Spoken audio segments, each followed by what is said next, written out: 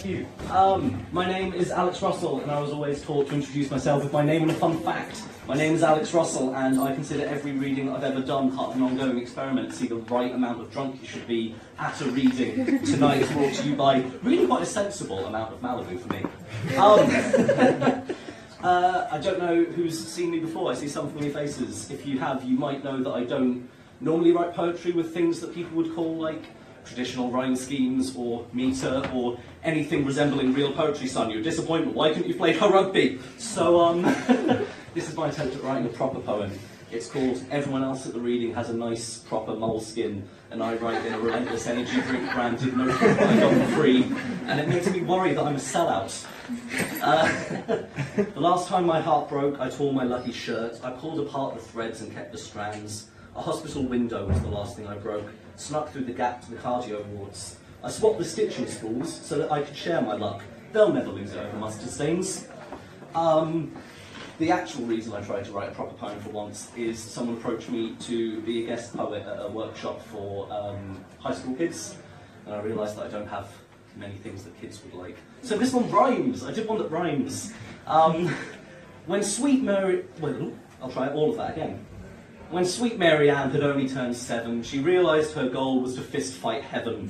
Her training began with climbing up trees, and after some splinters she found this a breeze. Once she was high up, she meditated, focused her energy on angels she hated. The energy within us that some call chi is spread all across our body evenly. But our Mary Jane decided instead to focus this energy all in her head. And so she rose up like a helium balloon, and swiftly she heard cherub harps plucking tunes. She snapped their instruments over her knee and bellowed, "Right fuckers, listen to me! You're gonna take me to Mr. Detroit! He funked me in poetry, I'll kill that shit twice."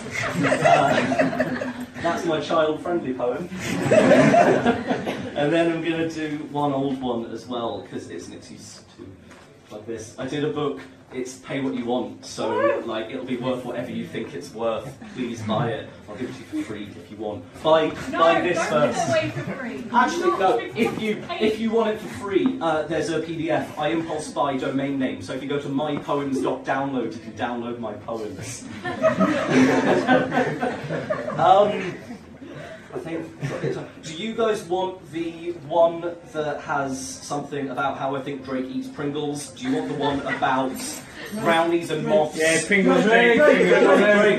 Alright. This one's called I'm Going to Paint Tim Burton's House Hot Pink in the Dead of Night. Put this one down.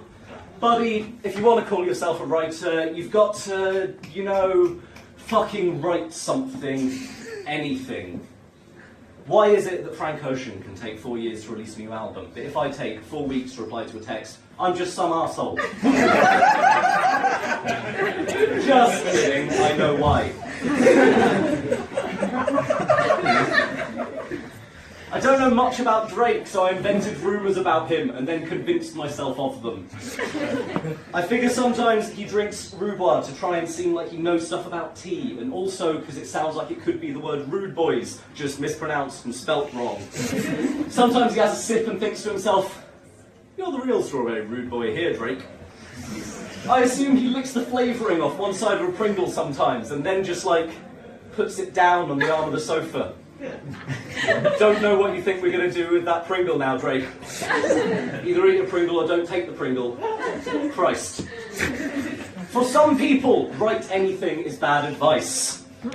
I feel weird.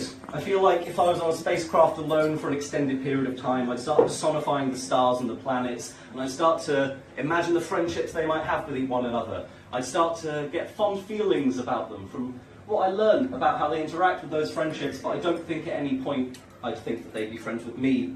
I wonder what kind of mermaids they have in space. I wish this was a proper poem so it could end properly, like in a way that rounds the whole thing off or calls back to something, but I don't think I believe in proper poetry, so like, if I write something I like, then that's a poem enough, right? If home is where your heart is, I live fucking everywhere. Thank you.